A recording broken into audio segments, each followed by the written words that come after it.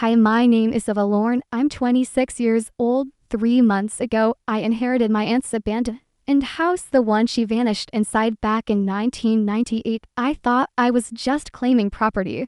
But something was waiting behind the front door, and once I opened it never let me leave. Before we begin, don't forget to subscribe, like, and share this story. Some houses are haunted. This one breathless. First thing that struck me was the quiet, not peaceful silence, but something thick, like the house had been holding its breath for 27 years and only exhaled the second I stepped through the door. It didn't creak like old houses do. It didn't groan. It greeted me with stillness, like it had been expecting me. I remember standing in the front hallway, my bag in one hand, the key still warm in the other. I didn't need the key, though the door had opened before I touched the lock. I told myself it was the wind. But there was no wind that day, no breeze, no birds, just a house with too many rooms and too many windows that all somehow refused to reflect light the way they should. I explored the first floor like anyone would, cautious but curious. A broken lamp in the corner, lace curtains, dust that swirled in slow motion. Every room was layered with time. What bothered me most was how clean it all was. No cobwebs, no rot, like someone had been caring for it, even though no one had lived here in nearly 3 decades. The kitchen still had dishes in the sink, the calendar still marked October 1998, her teacup still sitting on the table, cold now, of course, but it looked like it had been sipped just minutes ago. Upstairs was worse. The energy was heavier. There was one room, a guest bedroom at the very end of the hall, where the air changed as soon as I entered. It was small, just a bed, a dresser, a faded green rug, and an empty frame above the vanity, the kind that once held a mirror, but the mirror was gone. Only the frame remained, and it was strange, deep, like it didn't just lack reflection. It swallowed it. I leaned in to look. My face didn't appear. Nothing did. Not the room behind me, not the wall, just a deep gray shimmer like the color of fog before a storm. I blinked. The shimmer blinked back. I took a step back so fast I hit the edge of the bed. For a second, I thought maybe it was just some weird angle or dust inside the frame. But my chest knew better. My gut knew better. Something in that house wasn't just old, it was aware. I slept in that room anyway. I don't know why. Maybe because it was the only one that didn't feel used, like no one had stayed there. Or maybe because part of me, the part that still believed in logic and science, wanted to be brave.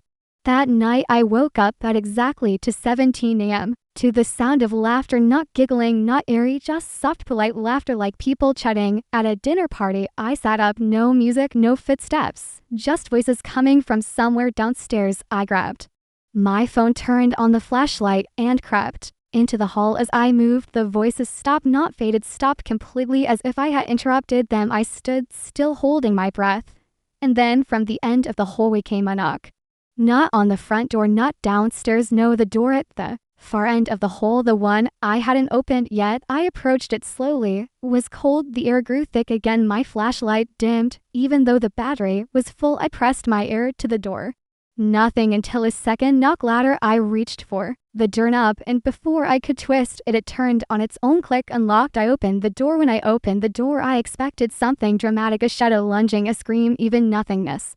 But what I saw was worse. A perfectly normal room. No dust, no cobwebs. The light was already on, though I hadn't touched the switch. The walls were soft cream, the hardwood floor polished, and in the middle of it all sat a small round table with 3 chairs. One of them had been pulled out, not in a casual way, in an intentional waiting for you kind of way, like I was late to dinner. The smell of rose water and candle wax hung in the air. I stepped inside cautiously, my fingers still on the doorknob behind me, and that's when I noticed it. On the far wall, just above the fireplace, was a mirror, not a frame, a full tall mirror from floor to ceiling. But I didn't see myself in it. The room reflected perfectly the chairs, the light, even the flowers on the table. But where I should have been standing was nothing, just absence. My body cast a shadow in the real room, but not in the mirror. I stepped closer. My heart was thudding now, but I couldn't stop. I raised my hand and waved. Nothing.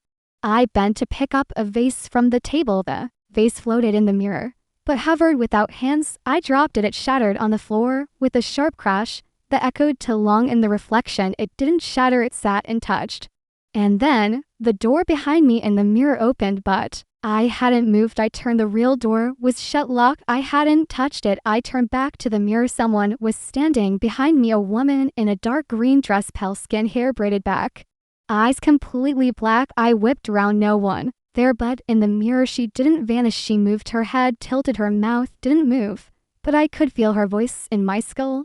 You shouldn't have opened the door. The lights flickered. The air shifted from warm to ice. My breath fogged up, and then, as if someone snapped their fingers, everything went dark, pitch black. My phone light died, the lamp turned off, and I stood in that room alone in total silence until I heard the chair slide, all three of them slowly scraping across the floor. I reached for the doorknob, but it wouldn't budge. Something was standing between me and the door. I could hear it breathing, close slow, but I couldn't see anything.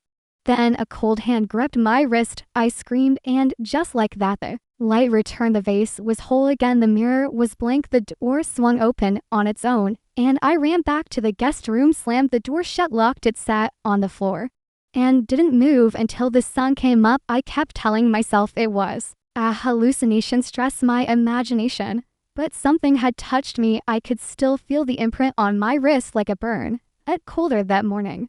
When I opened the guest room door again, everything looked the same, normal, but on the mirror frame above the vanity, a message had appeared etched in deep gray. Room 3 is ready. I didn't sleep that night, not really. I just laid there staring at the frame above the vanity, trying to convince myself the words weren't real, but they were carved deep into the wood. To be imagination. Room 3 is ready. I didn't even know which one that was. I'd only explored 2 upstairs rooms, the guest room I'd claimed, and the one that tried to swallow me whole. The hallway had 5 doors. The third one was in the middle, the one with the tarnished brass knob I hadn't touched yet. I spent the morning pacing. No phone signal, no internet. My charger stopped working overnight. I opened the front door again, or tried to. It wouldn't move, not even an inch, just like before. As if the hinges were fused shut from the inside. Windows didn't budge either. It felt less like I was trapped and more like the house had made a decision. Round noon, I heard footsteps upstairs, slow and deliberate pacing across the hallway, stopping directly in front of my room, then walking back over and over, but no shadow passed under the door. And when I opened it, the hall was empty, but the third door, that door, it was cracked open, not wide, just enough to be an invitation, a dare. I stood in front of it for what felt like hours. I could hear a ticking sound inside, steady, almost mechanical. I finally pushed the door open and stepped inside. It was dim, lit only by sunlight sneaking through half-closed blinds. The wallpaper was red and peeling. A large grandfather clock stood in the corner, ticking so loudly it felt like it was inside my chest. The bed was made perfectly. On the pillow there was a folded note. It read, "Sit still, don't speak, and whatever you do, don't look at her." That should have been enough to make me leave, but I didn't. I sat on the wooden chair next to the bed. Tick, tick, tick. The clock didn't slow. The room didn't move. For a moment it felt normal, but then I heard it breathing behind me. Wet, ragged breathing, like something starved. I clenched the note in my fist and stared straight ahead, just like it said. I didn't dare turn around. Then the closet door creaked open slowly. A whisper followed, not in English, something older. The air grew heavy. My ears started to ring, and the clock, it stopped ticking. Dead silence. The moment it stopped, I felt a presence move beside me, inches from my neck. A single strand of hair moved on my shoulder, like someone exhaled beside me. Then came a whisper, low and guttural, directly into my right ear. "You looked," but I hadn't. I swear I hadn't. Still, the room exploded with movement. The bed sheets tore off on their own. The mirror on the dresser shattered. The door slammed shut. I bolted from the chair and tried the knob, locked. The closet door banged open and shut violently behind me. Screams filled the room, dozens of them layered over one another. A woman's voice shouted my name. Another one begged for help. The clock rewound, violently ticking backward. Then the lights flickered and the door unlocked. I didn't wait. I ran back into the hallway, back to the guest room. My wrist was bleeding, a long, deep scratch down my arm. I had no idea how it got there, but when I washed it off in the bathroom sink, I saw something move behind me in the mirror. A flash of red cloth, a face too close. I spun, nothing but carved into the bathroom wall, clear and fresh. "She's out now." I stared at it, heart hammering. She? Who is she? What did I release? Because that room, that third room, wasn't just ready, it was waiting. She stayed in the bathroom for hours, watching the mirror like it might breathe. Every time I blinked, I thought I'd see her again. The flash of red, that face.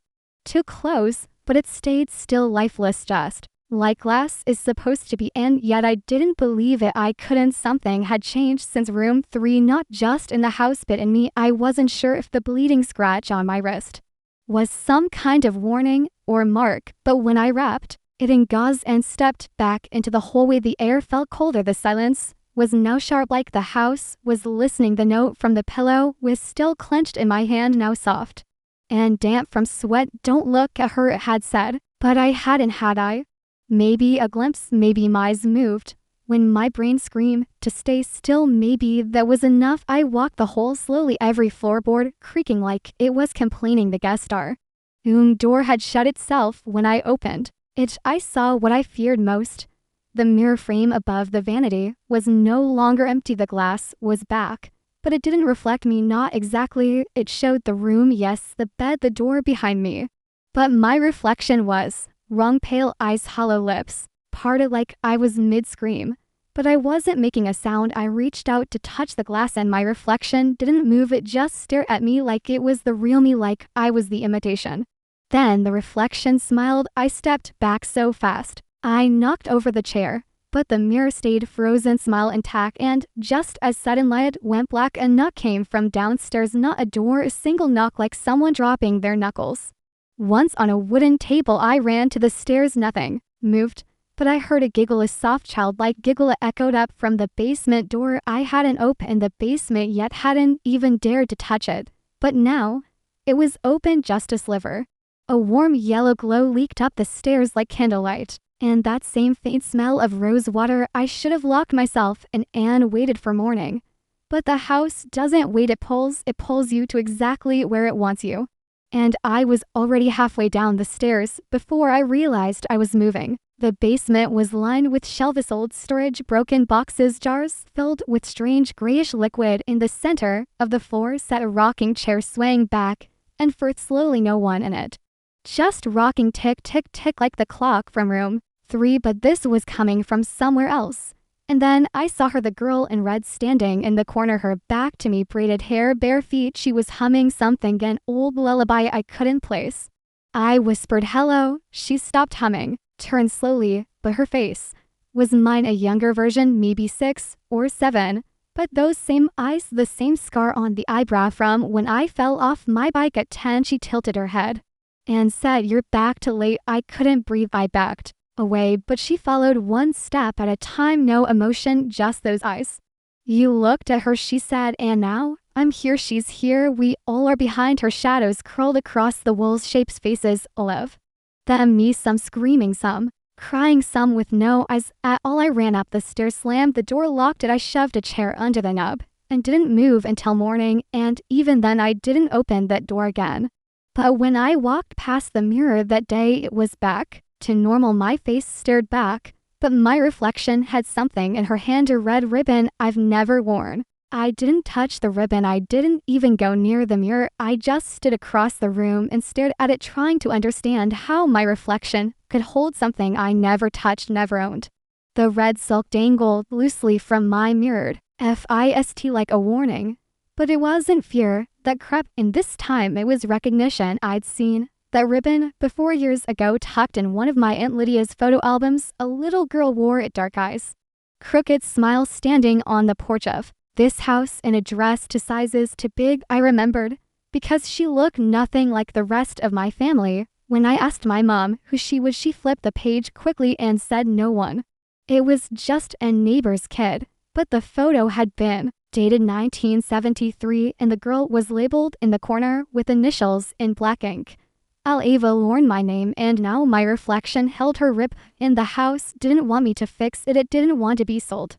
It wanted me to remember. I spent hours tearing through the rooms looking for proof that I hadn't lost my mind. I found the old photo album stuffed behind a panel in the hallway closet. Same girl, same porch, but the label was missing now. as if it had never been written. The page was slightly damp, smeared with rose water. The air shifted again. The walls felt closer, the ceiling heavier. I sat on the floor, flipping through page after page of people I didn't recognize.